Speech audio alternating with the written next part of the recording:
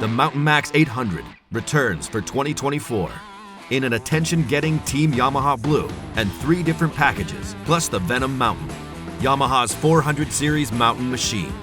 If serious deep snow and slaying the slopes are on your list of things to do this weekend, the 165 track with 3-inch lug offers you the perfect machine.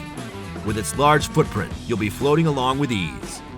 If winding your way through trees is your jam, then look at the Mountain Max LE154 with the convenience of electric start and a little less lug for some trail capability. This beast is perfectly balanced for any alpine adventure. If you play in all areas of the steep and deep backcountry, Yamaha's Mountain Max 154 SL or Super Lite is the sled for you. No electric start, a shorter seat, and a smaller gas tank prioritize lightweight and lots of traction with the 3-inch lug.